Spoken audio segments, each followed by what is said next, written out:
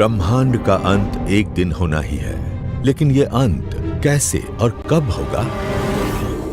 यही जानने के लिए तो मैं कॉस्मोलॉजिस्ट बना। मैं ये सबसे पहले जानना चाहता था कि ये ब्रह्मांड कैसे खत्म होगा। कॉस्मोस के दो शक्तिशाली योद्धा नियंत्रण पाने के लिए जूझ रहे हैं। इनका विजेता ही हमारा भाग्य तय करेगा। रस्साकशी जारी है कॉस्मोस को सिकोड़ने वाली ग्रेविटी और स्पेस और समय के विस्तार के बीच।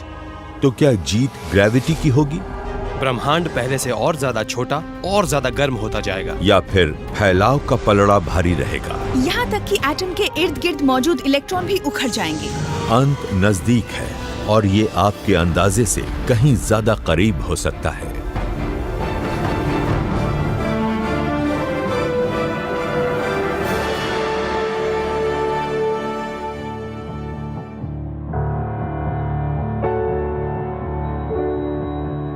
ब्रह्मांड ही सब कुछ है।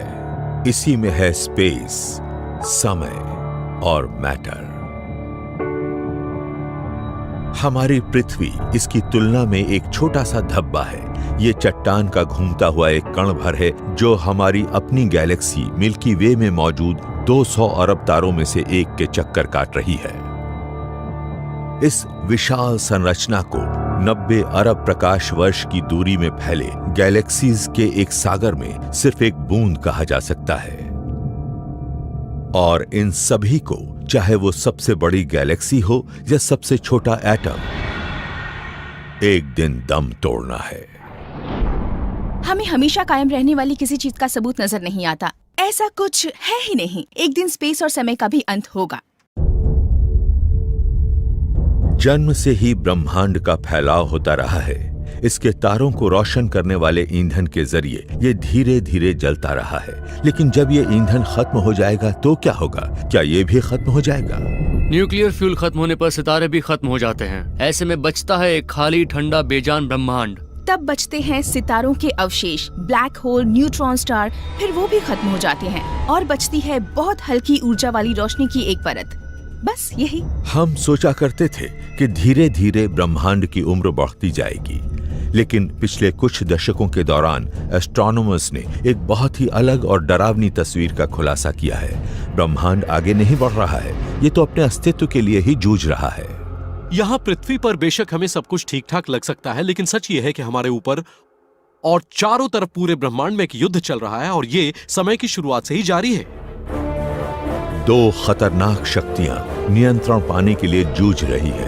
पहली शक्ति है फैलाव, जो गैलेक्सीज को दूर दूर खींचकर ब्रह्मांड को ठंडा करके इसे जमा कर खत्म करने की कोशिश में है। दूसरी ताकत ग्रेविटी हर चीज को एक साथ लाकर कुचलने की कोशिश में है। वो ब्रह्मांड को आग के एक बड़े गोले में बदल खत्म करना चाहती है। जीत किसकी होगी, ग्रेविटी की या विस्तार की? या फिर यह मुकाबला बराबर पर रहेगा? इन दो महाशक्तियों के इस मुकाबले में 3 नतीजे निकल सकते हैं। पहला नतीजा है बिग फ्रीज। विस्तार की जीत होती है और ब्रह्मांड हमेशा के लिए फैलता ही जाता है। दूसरी स्थिति में विस्तार और ग्रेविटी वाले आकर्षण की मात्रा में एक नाजुक संतुलन बन जाता है। ब्रह्मांड का एक खास आकार बन जाता है और उतना ही बना रहता है। तीसरे नतीजे में ग्रेविटेशन का आकर्षण जीतता है और विस्तार रुकने से ब्रह्मांड छोटा होने लगता है और फिर वो स्थिति आती है जिसे कहते हैं बिग क्रंच। अभी तक तो ब्रह्मांड विस्तार और सिमटने के बीच एक नाजुक संतुलन बनाए हुए लग रहा है, लेकिन क्या यह अपने संतुलन को बनाए रख पाएगा? क्या कोई चीज इस संतुलन को गड़बड़ा देगी?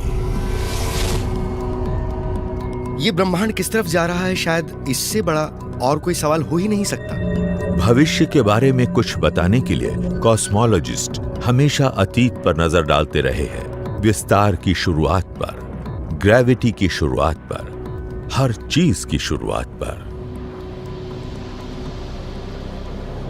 13 अरब 80 करोड़ साल पहले एक बहुत ही सघन और गर्म धब्बे में विस्फोट हुआ और अचानक ये बाहर की तरफ फैलने लगा। ये था बिग बैंग। तमाम ऊर्जा, तमाम स्पेस और सारा मैटर, यानी हम जिस ब्रह्मांड को आज देखते हैं, उसे बनाने वाली सारी चीजें बनी और सक्रिय हो गई। जरा सोचिए, हम अपने आसपास जो कुछ देखते हैं वो आग के एक आदिम गोले में इकट्ठा हो गया, फिर वो फटा और उसके बाद सारी गैलेक्सीज गतिशील हो उठी। बाहर की ओर फैलता ये धमाका, विस्तार की ये शुरुआत आज भी जारी है। उसके बिना ये ब्रह्मांड इतना बड़ा न बन पाता कि उसमें सितारे और गैलेक्सीज मौजूद रह पाती। फैलाव प्रकृति की एक हैरत अंगेज ताकत है। ये काम करती है स्पेस और समय के ताने बाने को फैलाकर। गैलेक्सीज के बीच स्पेस फैलता है और ये गैलेक्सीज को दूर दूर धकेल देता है। स्पेस के साथ चीजें वैसे ही चलती हैं जैसे किसी लहर पर एक सर्फर। स्पेस के हर हिस्से में यही सब चल रहा है। इस वक्त आपके शरीर के अंदर भी स्पेस के फैलने के लिए एक दबाव मौजूद है। फैलाव ने एक ऐसा विशाल और चलता फिरता मंच बनाया जिस पर आज का ब्रह्मांड गतिमान है।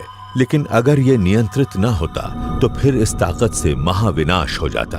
अगर ब्रह्मांड का विस्तार कहीं ज्यादा तेजी से होता तो ये इतनी तेजी से खाली होता कि गैलेक्सी, ग्रहों और लोगों के बनने के लिए समय ही न बचता। हमारी मौजूदगी ये जताती है कि किसी चीज ने इसकी रफ्तार पर रोक लगाई होगी, और ये चीज थी हर कहीं मौजूद ग्रेविटी। ग्रेविटी और मैटर हमेशा साथ रहते हैं। कोई चीज जितनी बड़ी होगी ये अपने आसपास की चीजों पर उतना ही दबाव डालेगी। ये एटम को एटम के, पार्टिकल को पार्टिकल के करीब लाती है। ये बनाती है सितारे, नेबुली और गैलेक्सीज, यानी उस ब्रह्मांड को बनाने वाले तत्व जिसे हम आज देखते हैं। लेकिन ग्रेविटी एक दोधारी तलवार होती है। ग्रेविटी ज्यादा होती तो शुरुआती ब्रह्मांड इस स्तर तक पहुंच ही ना पाता। अगर ये ज्यादा धीमे धीमे फैलता तो ये एक और अस्तित्व में ढलने लगता और एक बार फिर इसके पास गैलेक्सी, ग्रह या लोगों को बनाने लायक समय न बचता। तो हम एक बहुत ही संतुलित ब्रह्मांड में रहते हैं। इस ब्रह्मांड की उम्र बहुत लंबी है, लेकिन ये इतने धीमे धीमे फैलता है कि हमें विकसित होने का समय मिलता है। ग्रेविटी और फैलाव की विरोधी शक्तियों की वजह से ब्रह्मांड 13 अरब 80 करोड़ साल तक कायम रहा है। लेकिन यह संतुलन आखिर कितना स्थिर है? क्या हमारे ब्रह्मांड में बेरोक टोक विस्तार या खुद को खुद ही तबाह होने से बचाने लायक संतुलित सामग्री मौजूद है?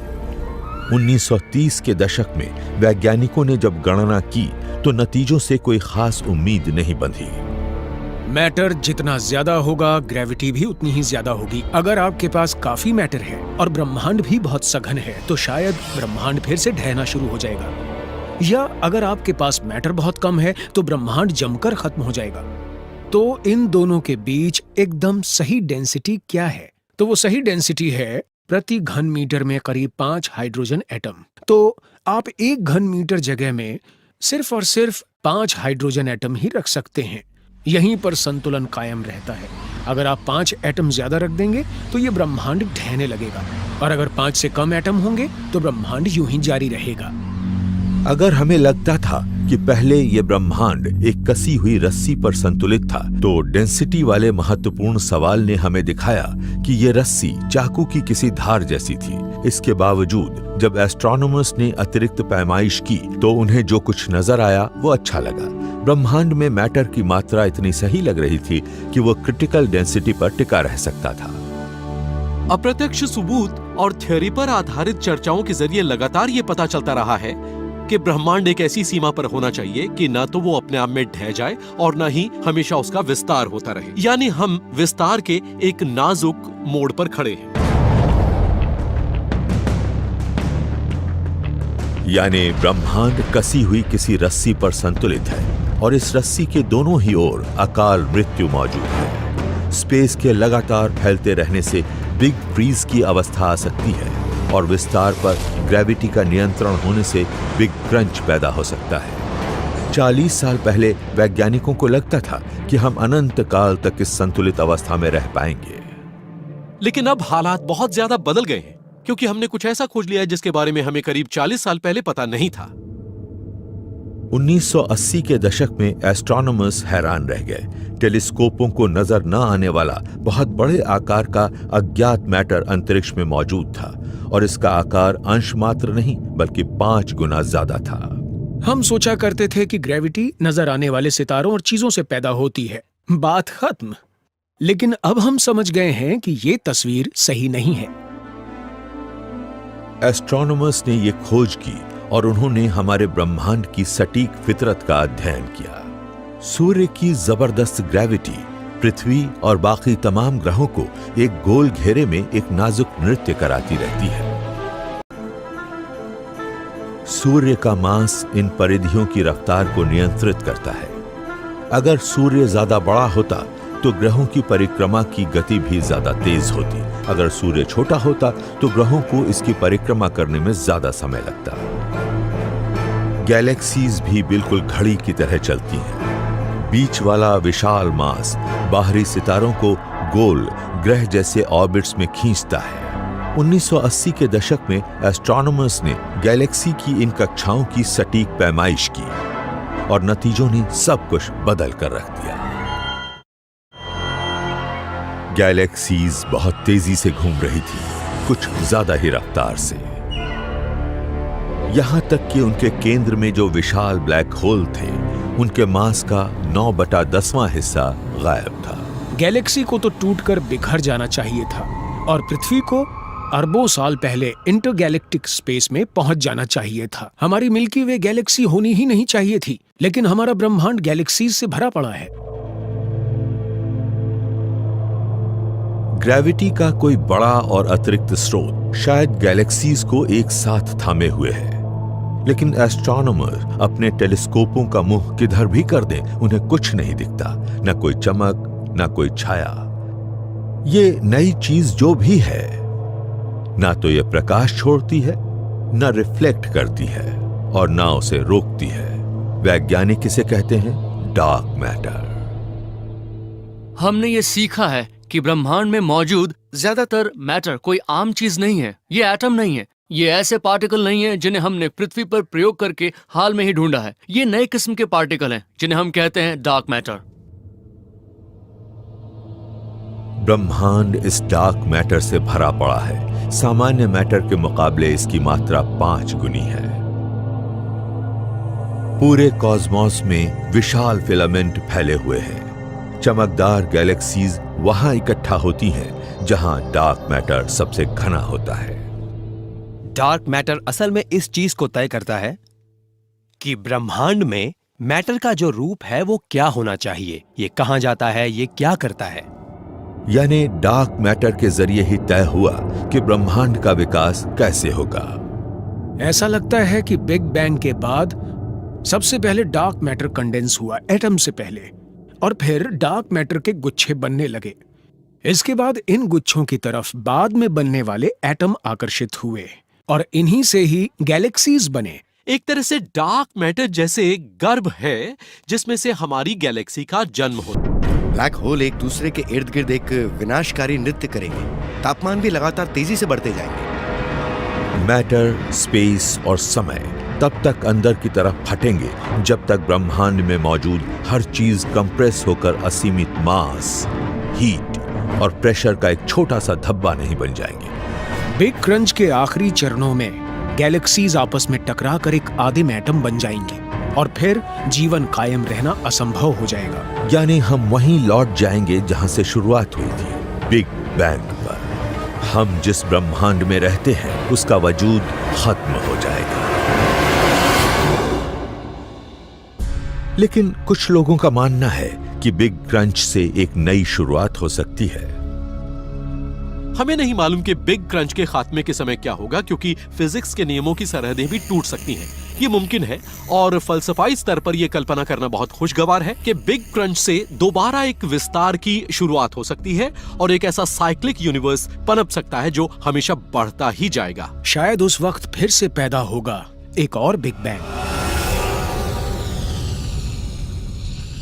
ये सोचा जा सकता है कि जब क्रंच के दौरान सब चीजें एक साथ आएंगी तो इसे एक गर्म, सघन और समान अवस्था की तरफ धकेलें तो कोई चीज इसे आगे बढ़ते रहने से रोकेगी। ऐसे में दूसरी तरफ से ये किसी बिग बैंग जैसा लगेगा, जैसे किसी ब्रह्मांड की रचना हुई हो। हमारा बिग बैंग किसी और को बिग क्रंच लग सकता है। लेकिन जब वैज्ञानिक डार्क मैटर के बिग क्रंच को समझने के करीब थे तो ब्रह्मांड ने उनके सामने एक और बड़ी चुनौती रख दी।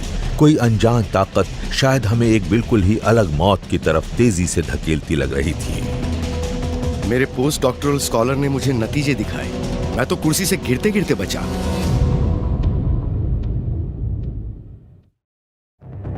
ग्रेविटी और एक्सपेंशन पिछले 14 अरब वर्षों से हमारे ब्रह्मांड पर कब्जा करने के लिए जूझते रहे हैं।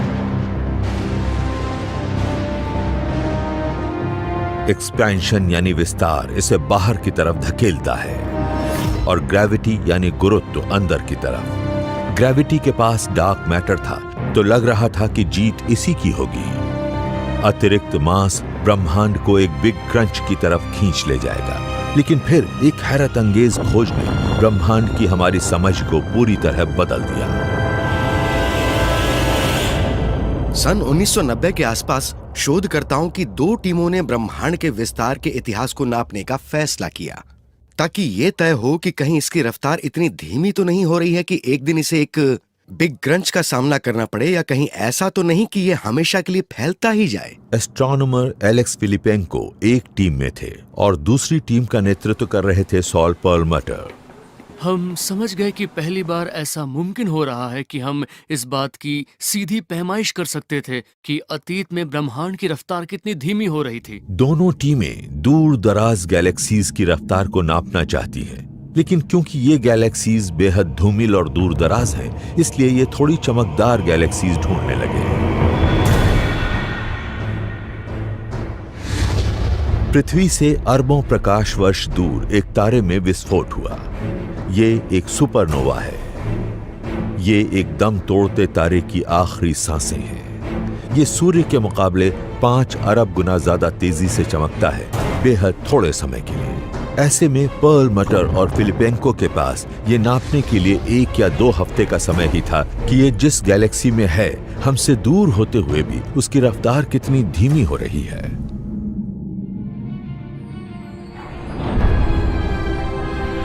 टीमें 8 साल तक सुपरनोवा को ढूंढती रही। उन्होंने 42 की पैमाइश की और नतीजे असंभव से लग रहे थे। हमने ग्राफ पर पॉइंट्स को प्लॉट किया, लेकिन कोई तुक नहीं बन रहा था। उनकी रफ्तार बिल्कुल नहीं घट रही थी, बल्कि ये तो बढ़ रही थी।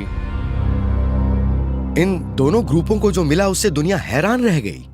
पिछले 4 या 5 अरब साल के दौरान ये पता लगा है कि ब्रह्मांड के विस्तार में बहुत तेजी आती गई है और तेज रफ्तार वाले इस ब्रह्मांड को धकेल रही है कोई रहस्यमय चीज। हम इस बात पर बहस कर रहे हैं कि ब्रह्मांड हमेशा फैलता रहेगा या खुद में ही ढह जाएगा, लेकिन ये शायद किसी को नहीं पता था कि ब्रह्मांड की गति तेज हो रही होगी और इसकी रफ्तार बढ़ती ही चली गई है।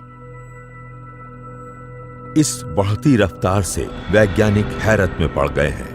ये बात फिजिक्स के नियमों से मेल नहीं खाती।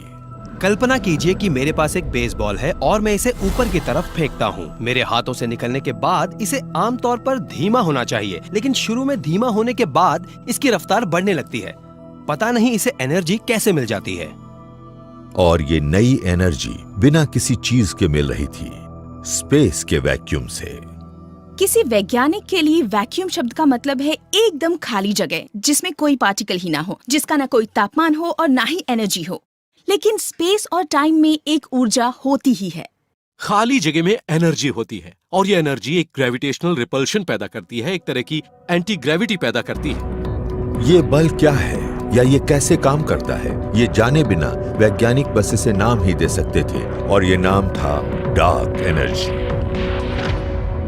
हम इसे नाम दे सकते थे वी डोंट नो एनर्जी। हम इसे कुछ भी नाम दे सकते थे, लेकिन हमें मालूम नहीं था कि ये क्या है। और ये डार्क हो या ना हो, ये फिजिक्स में सबसे बड़ा रहस्य तो है। नासा ने अंतरिक्ष में मौजूद डार्क एनर्जी को नापने के लिए अपने बेहतरीन स्पेस टेलीस्कोपों को कैलिब्रेट किया और नतीजे दिमाग चकराने वाले थे।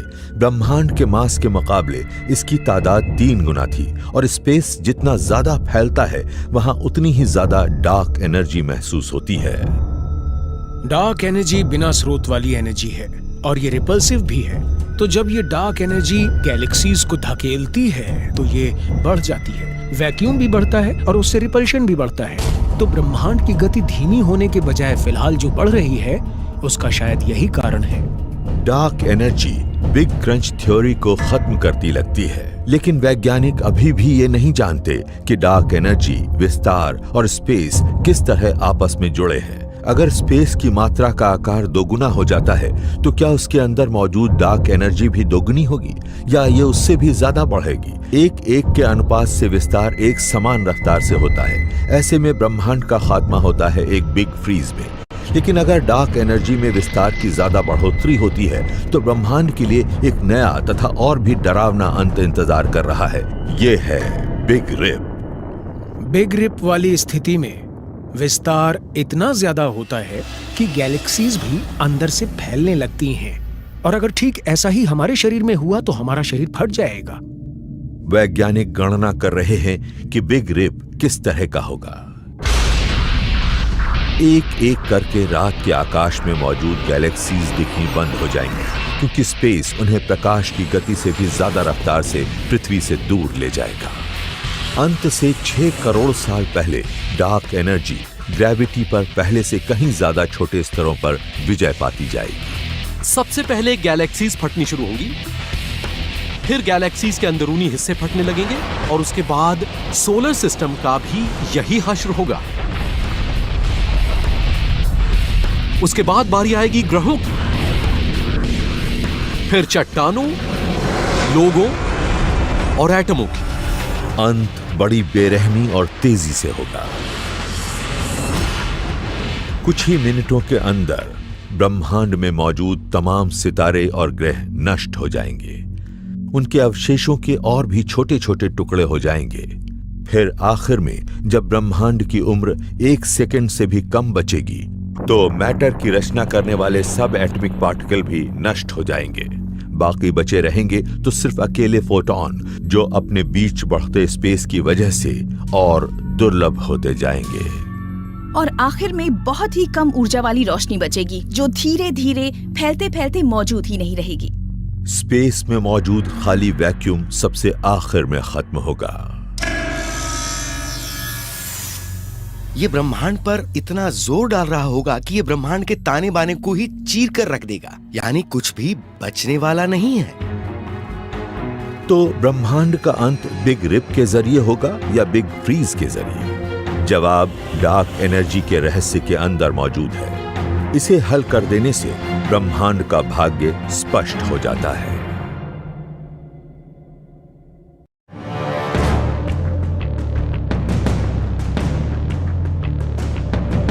ब्रह्मांड का अंत नजदीक आ रहा है, लेकिन यह अंत होगा कैसे? एक वक्त था जब इस सवाल का संभावित जवाब था बिग क्रंच। ब्रह्मांड में मौजूद डार्क मैटर यानी उसके अधिकतर अदृश्य अंश की वजह से स्पेस अपने अंदर ही ढह जाएगा। गैलेक्सीज आपस में टकराएंगी और सब ग्रह आपस में मिल जाएंगे। सब चीजें ज्यादा गर्म और ज्यादा सघन होती जाएंगी। ये ब्रह्मांड एक विशाल तारे जैसा है। डार्क एनर्जी की वजह से बिग क्रंच थ्योरी का वजूद खत्म हो गया। ये गैलेक्सीज के बीच स्पेस के विस्तार के लिए किसी रॉकेट के ईंधन की भूमिका निभाती है। ये एक ही जगह नहीं रहती, ये बाहर की तरफ धकेली जाती है। ऐसे में सिर्फ 2 संभावित स्थितियां ही बचती हैं, बिग रिप या बिग फ्रीज। ये दोनों ही डार्क एनर्जी पर निर्भर हैं। अगर किसी बिग रिप में ब्रह्मांड के टुकड़े होते हैं तो ऐसा भविष्य में डार्क एनर्जी के बेहिसाब बढ़ने से होगा, और बिग फ्रीज में डार्क एनर्जी में लगातार धीमे धीमे बढ़ोतरी चाहिए ताकि गैलेक्सीज एक दूसरे से दूर हों। हम अपने ब्रह्मांड का अंतिम अध्याय तब तक नहीं लिख सकते जब तक हम डार्क एनर्जी को नहीं समझते। मई सन 2009 यूरोपियन स्पेस एजेंसी ने डार्क एनर्जी के जन्म की खोज में प्लैंक सैटेलाइट लॉन्च किया। इसका बेहद संवेदनशील टेलीस्कोप स्पेस और समय में अरबों साल पीछे तक हर चीज की शुरुआत की ओर नजर डालता है। इसे रिकॉर्ड करने के लिए यह है 13 अरब 50 करोड़ साल पहले वाला हमारा ब्रह्मांड। ये नजारा बिग बैंग के बाद सिर्फ 3,80,000 साल बाद का है। तो प्लैंक ने शुरुआती ब्रह्मांड की एक तस्वीर ली है और हमें ब्रह्मांड के शुरुआती दौर के बारे में बताया है। इसने हमें समय के उस पल की सबसे विस्तृत और सटीक तस्वीर दी है। इस तस्वीर में ब्रह्मांड प्रोटॉन, इलेक्ट्रॉन और फोटॉन का एक मिश्रण नजर आ रहा है। हाइड्रोजन एटम अभी बनने शुरू हुए हैं और हमें यहाँ जो प्रकाश नजर आ रहा है वो इसी मैटर की उत्पत्ति से हुआ है। नीले इलाके ठंडे हैं और लाल इलाके गर्म। आखिरकार नक्शे में नजर आ रहे ये गर्म हिस्से, लाल हिस्से विशाल सुपर क्लस्टर बन जाएंगे और जिनमें सैकड़ों या हजारों गैलेक्सीज होंगी। ऐसी हर गैलेक्सी में अरबों तारे होंगे। इन शुरुआती गैलेक्सीज का निर्माण शायद सिर्फ ग्रेविटी और विस्तार करेंगे। शायद डार्क एनर्जी का तो अभी आरंभ ही नहीं हुआ है। तो इस ब्रह्मांड का नियंत्रण डार्क एनर्जी कब संभालेगी? एस्ट्रोनॉमर ब्रेंडा फ्राई उस टीम का एक हिस्सा हैं जो किट पीक, एरिजोना में जमीन पर लगे इस जैसे टेलीस्कोप का इस्तेमाल करती है। ऐसे और भी कई टेलीस्कोप हैं, वो इसके जरिए ब्रह्मांड के उस शुरुआती दौर पर नजर डालती हैं जब ये विकसित हो रहा था। देखिए, ये एल्युमिनियम की एक प्लेट है और इस पर 640 अलग अलग सुराख किए गए हैं। प्लेट पर हर सुराख को एक बहुत ही खास जगह पर किया गया है और ये प्लेट आसमान में मौजूद किसी विशेष आकाशगंगा से मेल खाती है। हर प्रयोग के दौरान 640 अलग अलग गैलेक्सीज से आने वाली रोशनी को फाइबर ऑप्टिक केबलों के जरिए इकट्ठा किया जाता है। फिर हर गैलेक्सी की रफ्तार और अवस्था को नापा जाता है ताकि स्पेस में इसकी सही स्थिति पता चले। अब तक टीम 3D में लगभग 10 लाख गैलेक्सीज की पैमाइश सटीक ढंग से कर चुकी है और वो ऐसी दिखती है। रुई के फाहे जैसे लगते ये धब्बे पूर्ण विकसित एक गैलेक्सी है जिसमें करीब 200 अरब तारे हैं। ये एक बहुत ही बुनियादी पैमाइश है और हमें लगता है कि इससे हम डार्क एनर्जी को अच्छी तरह से समझ पाएंगे। वैज्ञानिक इस किशोर ब्रह्मांड की तुलना इसके बचपन वाली तस्वीर से करते हैं। इसमें तब डार्क एनर्जी उभरती दिखती है जब ब्रह्मांड की उम्र आज के मुकाबले आधी थी। बिग बैंग के करीब 8 अरब साल बाद ब्रह्मांड के इस विस्तार की रफ्तार बढ़ने लगी और हम इस रफ्तार बढ़ने वाले दौर के बीच में हैं। आंकड़ों से ये भी पता चलता है कि स्पेस के बढ़ने के साथ साथ डार्क एनर्जी भी बढ़ती जाती है। अगर आपके पास कोई बॉक्स हो और आप उसमें डार्क एनर्जी रखते हैं और उसके बाद उसका वजन करें, अब आप इस बॉक्स का आकार दुगना कर दें, इसे खोले नहीं, इसके अंदर कुछ न रखें, इसका दोबारा वजन करें तो वजन दुगना निकलेगा। ये कमाल की बात हमें बताती है कि हम बिग रिप से तो शायद सुरक्षित रहेंगे। डार्क एनर्जी धीरे धीरे लगातार बढ़ती जाएगी। ब्रह्मांड एक बिग फ्रीज की दिशा में बढ़ रहा है। अब वैज्ञानिक आखिरकार इस ब्रह्मांड के अंत के समय की गणना कर सकते हैं।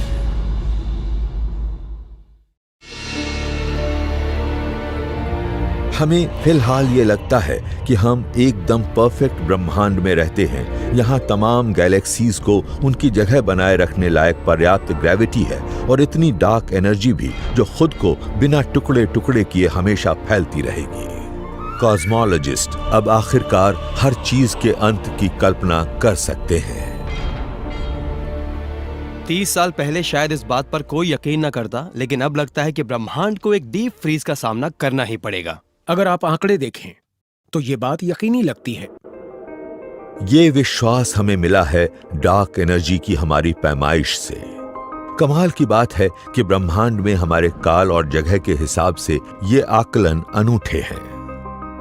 ये पता चला है कि कॉस्मिक नजरिए से कॉस्मोलॉजी के लिए ये वक्त एकदम सही है। अगर मानव सभ्यताएं ज्यादा पहले विकसित हो जाती तो हमें रात में आसमान में ग्रेविटी की अधिकता दिखती, जबकि डार्क एनर्जी लगभग होती ही नहीं। और अगर हमारा विकास ज्यादा बाद में होता तो हमें एक और भी ज्यादा बड़ी बाधा का सामना करना पड़ता। भविष्य के कॉस्मोलॉजिस्टों के लिए काम करना हमारे मुकाबले ज्यादा मुश्किल होगा। करीब 2 खरब साल की अवधि में हमें आज जो गैलेक्सीज नजर आती हैं, वो प्रकाश की गति से भी ज्यादा तेजी से दूर जाकर गायब हो जाएंगी। जब पैमाइश के लिए गैलेक्सीज ही नहीं होंगी तो डार्क एनर्जी का पता लगाने का भी कोई तरीका नहीं होगा। ब्रह्मांड के अंत के पूर्वानुमान के लिए भी हमारे पास कोई रास्ता नहीं होगा, जिसे लेकर हम फिलहाल काफी आश्वस्त हैं, यानी बिग फ्रीज। बिग फ्रीज की सूरत में डार्क एनर्जी गैलेक्सीज को एक दूसरे से और दूर धकेलती हैं, लेकिन वो ठीक ठाक बनी रहती हैं। बस उनके अंदर मौजूद तारों की चमक कम होती जाती है।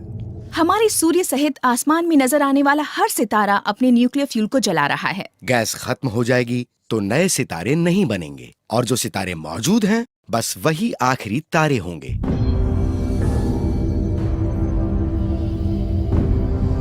अब से 100 खरब साल बाद सबसे पहले सबसे बड़े सितारे ही गायब होंगे। बड़े तारे चमकदार होते हैं और उनका अंत धमाकेदार होता है। सितारे का कोर धंसते हुए एक सुपरनोवा को जन्म देता है। फिर ग्रेविटी दम तोड़ते तारे को कुचलकर उसे एक डेंस स्पॉट बना देती है। चमकदार तारा अब एक ब्लैक होल बन जाता है। उसके बाद बारी आती है हमारे सूर्य जैसे मंझोले आकार के तारों की। जब इसकी हाइड्रोजन खत्म होने लगती है तो आग के इस विशाल गोले का आकार अब के मुकाबले 200 गुना से भी ज्यादा हो जाता है।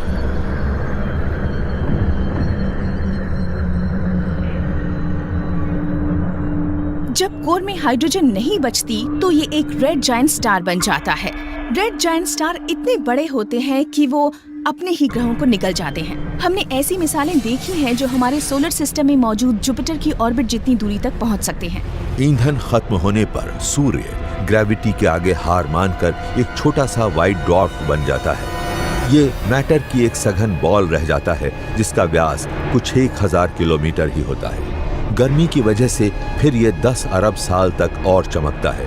उसके बाद ये ठंडा होकर कंप्रेस्ड कार्बन की एक गेंद ब्लैक ड्वार्फ बन जाता है, शायद हीरा भी। सबसे बड़े तारों के दम तोड़ने से ब्रह्मांड धीरे धीरे लाल होने लगता है। फिर ब्लू स्टार फटते हैं और उसके बाद थोड़े कम ब्लू स्टार्स में विस्फोट होता है। फिर सूर्य जैसे तारों की चमक कम होती है, वो दम तोड़ देते हैं और फिर सिर्फ रेड स्टार्स ही बचते हैं। रेड स्टार्स आकार में सबसे छोटे और ब्रह्मांड में सबसे ठंडे होते हैं। वो अपने ईंधन को धीरे धीरे जलाते हैं, लेकिन 10 खरब साल और बिताने के बाद सबसे छोटे ड्वार्फ सितारों का ईंधन भी खत्म हो जाता है। हमें जो तारे नजर आते हैं उनकी ऊर्जा जलनी खत्म हो जाएगी और हमें रात में आसमान काला दिखेगा। बाकी बचेंगे तो मरे हुए तारों के अवशेष, ब्लैक होल और गैस और धूल के ठंडे बादल। तो सितारों का दौर खत्म हो चुका है और ब्लैक होल का दौर शुरू होता है। ब्लैक होल ब्रह्मांड में निर्माण के बुनियादी तत्व बन जाते हैं। कोई गैलेक्सी बीच में मौजूद एक बेहद विशाल ब्लैक होल बन जाएगी और छोटे ब्लैक होल उसकी परिक्रमा करेंगे। इसे आप एक तरह से प्रेत ब्रह्मांड कह सकते हैं। हमें भविष्य की ओर ले जाएंगे ज़ॉम्बी स्टार, यानी तारों के शव। ब्लैक होल से भरी ज़ॉम्बी गैलेक्सीज विकसित होती रहेंगी। वो दम तोड़ चुके सितारों के अवशेष समेटती रहेंगी। ब्लैक होल एक दूसरे में मिलते रहेंगे। वो एक दूसरे को निगलते जाएंगे और ज्यादा बड़े होते जाएंगे। हो सकता है वो किसी बेहद विशाल ब्लैक होल में गिर जाएं और वो और बड़ा हो जाए। ब्रह्मांड अब भी एक रोमांचक और गतिशील जगह बनी रहेगी, लेकिन हम जिस टाइम स्केल की बात करते हैं वो अब हजारों या लाखों साल के बजाय शायद खरबों साल हो जाएगा। जो भी मैटर किसी ब्लैक होल के खिंचाव से किसी तरह बच जाता है, वो भी आखिरकार अपने प्रोटॉन के बिखराव के कारण दम तोड़ ही देता है। वो प्रोटॉन जो एटॉमिक मैटर को बनाने वाली बुनियादी चीजों में से एक है, जिससे हम बनते हैं, वो खुद ब खुद टूटकर बिखर सकता है। और पता चला है कि इसमें बहुत लंबा समय लगता है, लेकिन खत्म ये भी होता है। बाकी बचेगा तो ब्लैक होल्स का एक सागर। वैज्ञानिक सोचा करते थे कि ब्लैक होल अमर होते हैं, लेकिन एक दिन इनकी भी मौत होगी। अब हम बात कर रहे हैं एक ऐसे टाइम स्केल की जो बहुत ही लंबा है, जिसकी अवधि होगी लाखों खरब साल। लेकिन उस टाइम स्केल पर ब्लैक होल भी भाप बनकर उड़ने लगेंगे। वो होते जाएंगे छोटे और छोटे और छोटे, और उसके बाद पूफ वो गुम हो जाएंगे। जब बाकी बचे आखिरी ब्लैक होल दम तोड़ेंगे तो ब्रह्मांड का भी खात्मा हो जाएगा। इसके और छोटे होते जाने से भाप बनकर उड़ने की दर तेजी से बढ़ेगी। कुछ ही समय में सिकुड़कर इसका आकार 1 इंच का खरबवां हिस्सा रह जाएगा। इस समय फिजिक्स के तमाम नियम भी खत्म हो जाएंगे और बाकी बचे ब्लैक होल के फटने से गामा रेज की एक चमक पैदा होगी। फिर कुछ बचेगा ही नहीं। फिर ये दम तोड़ेगा और पैदा होगी ढेर सी रोशनी। ये ब्रह्मांड के पूरे इतिहास में आखिरी जोरदार चमक होगी। बिग फ्रीज अब बढ़ा आ रहा है और ब्रह्मांड को एक ठंडी, धीमी और स्याह मौत का सामना करना होगा जो खरबों खरब साल तक कायम रहेगी। लेकिन क्वांटम फिजिक्स के मुताबिक ब्रह्मांड का एक वैकल्पिक अंत भी हो सकता है। यह हादसा इतना दमदार और विध्वंसक हो सकता है कि पलक झपकते ही सब कुछ बर्बाद कर सकता है, और ये कल भी हो सकता है।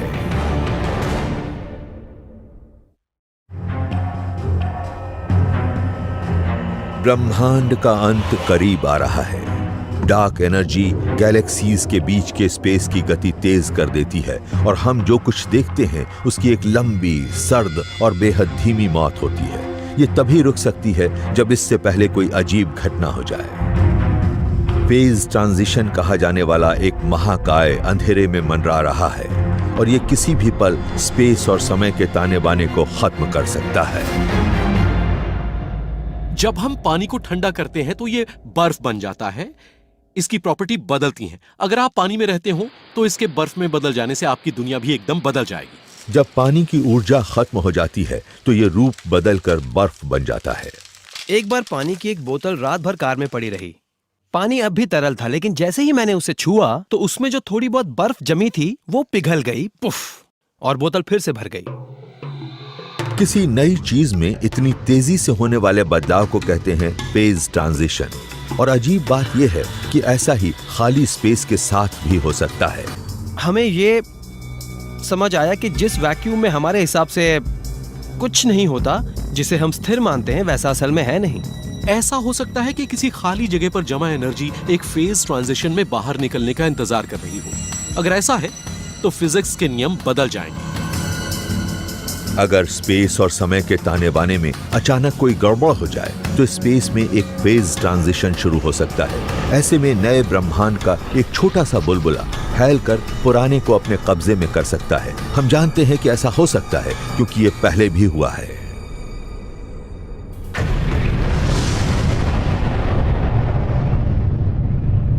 बिग बैंग वाले पल में जिस ब्रह्मांड की सबसे पहले रचना हुई थी वो आज के ब्रह्मांड से बिल्कुल अलग तरह का है। ये गर्म और बिना आकार वाला, बिना मैटर और बिना समय वाला था। तब फिजिक्स के नियम अलग थे। फिर अचानक 1 सेकंड के 1 खरबवें हिस्से से भी कम समय बाद एक गड़बड़ी से एक फेज ट्रांजिशन शुरू हुआ। हम आज जिस ब्रह्मांड में रहते हैं उसका एक छोटा सा बुलबुला बना। ये बाहर की तरफ दौड़ा और इसने जिस चीज को छुआ, पानी में फैलती बर्फ की तरह इसने उसे बर्बाद कर दिया। इससे उत्पन्न ऊर्जा ने उस स्पेस और समय को बनाया जिसमें हम मौजूद हैं। ये थे मैटर को बनाने वाले तत्व और उनका नियंत्रण करने वाले बल। उस समय जो ऊर्जा रिलीज हुई उससे ब्रह्मांड में आज नजर आने वाला मैटर और रेडिएशन पैदा हुआ। पुराने ब्रह्मांड ने नए की रचना के लिए अपनी ऊर्जा दे दी, लेकिन इसने कुछ ऊर्जा बचाकर भी रखी। स्पेस के वैक्यूम में अब भी एनर्जी मौजूद थी। शायद ये आज हमें नजर आने वाली डार्क एनर्जी है। फिजिसिस्ट का मानना है कि भविष्य में किसी दिन स्पेस और समय के ताने बाने में पैदा होने वाली कोई नई गड़बड़ी एक और फेज ट्रांजिशन की शुरुआत कर सकती है और ये हमारा और हमें दिखने वाली हर चीज का सफाया कर सकती है। ये पूरे ब्रह्मांड को खत्म करने का एक तरीका है, क्योंकि हमारे अपने ब्रह्मांड में ही इसकी तबाही के बीज मौजूद हैं। ये प्रकाश की गति से मौत के एक बुलबुले की शक्ल में फैलकर हर उस गैलेक्सी को बर्बाद करेगा जिसके पास से ये गुजरेगा, और आखिरकार हमारे पूरे ब्रह्मांड को नष्ट कर देगा। फैलते फेज ट्रांजिशन के सामने कोई चीज बच नहीं सकती। ग्रह, नेबुली, गैलेक्सीज, ये सभी इस बुलबुले की सरहद से छूते ही तहस नहस हो जाएंगे। इस बुलबुले के अंदर प्रोटॉन अस्थिर होते हैं और एटम मैटर के एक नए आकार में खुद को जगह देनी शुरू कर रहे होते हैं। जब ये बुलबुले फैलने लगते हैं तो पुराने ब्रह्मांड के अवशेषों में एक नया ब्रह्मांड जन्म लेने लगता है और इस तरह फिजिक्स के एक नए नियम की उत्पत्ति होती है। तो फिलहाल हम जिस फैलते ब्रह्मांड को देख रहे हैं उसका अंत एक फेज ट्रांजिशन में हो सकता है, लेकिन हमें नहीं पता चलेगा कि हमसे क्या टकराया, क्योंकि फिजिक्स के नियम बदलते रहेंगे और पूरी आशंका है कि हम ऐसा होते ही फौरन गायब हो जाएंगे। ये बुलबुला प्रकाश की रफ्तार से फैलेगा और जब ये आपके पास से गुजरेगा तो आपके शरीर के सारे एटम खुद को दोबारा अरेंज करेंगे, लेकिन आपको इसका पता नहीं चलेगा। कोई चेतावनी नहीं मिलेगी क्योंकि ये बुलबुला खुद प्रकाश की रफ्तार से बढ़ रहा होगा। ऐसा कब होगा आप इसका सटीक पूर्वानुमान नहीं लगा सकते, सिर्फ इसकी संभावना है। आप इसकी दर के बारे में ही पूर्वानुमान लगा सकते हैं। ये साल में एक बार होगा, 10 अरब साल में एक बार होगा, या गूगल वर्ष में होगा, या ऐसा ही कुछ। ये भी हो सकता है कि ये बुलबुले न्यूक्लिएट होकर हर 10 या 20 अरब साल में बढ़ें। हम किस्मत वाले हैं कि ऐसा अभी तक नहीं हुआ। ऐसा भी होना मुश्किल है कि ऐसा अगले साल या अगले दिन हो, लेकिन फिजिक्स के नियमों के मुताबिक ऐसा हो जरूर सकता है। फेज में परिवर्तन हो भी सकता है और नहीं भी। ये ब्रह्मांड खुद से जुड़े राज आसानी से उजागर नहीं करता और डार्क एनर्जी और डार्क मैटर की तरह अभी शायद और कई आश्चर्यजनक तथ्य हमारा इंतजार कर रहे हों, और ये आश्चर्य उन रहस्यों और चमत्कारों की तादाद और बढ़ाएंगे जो हमारे ब्रह्मांड ने हमारे लिए छिपा रखे हैं। इस ब्रह्मांड में क्या क्या है, इस बारे में अभी हम ज्यादा नहीं जानते। हम फिलहाल खोज के एक दौर से गुजर रहे हैं। हो सकता है वहां अब भी ऐसा बहुत कुछ हो जो हम नहीं जानते। तो जब तक पुख्ता नतीजे नहीं निकलेंगे, मैं भी पक्के तौर पर कुछ नहीं कह सकता। हम डार्क एनर्जी की फितरत को नहीं समझते, और जब तक हम उसे नहीं समझते कुछ भी हो सकता है। भविष्य आज भी अनिश्चित है, और उसका मतलब है कि अब भी एक रहस्य मौजूद है, और मेरे लिए यह संभावना सबसे ज्यादा रोमांचक है।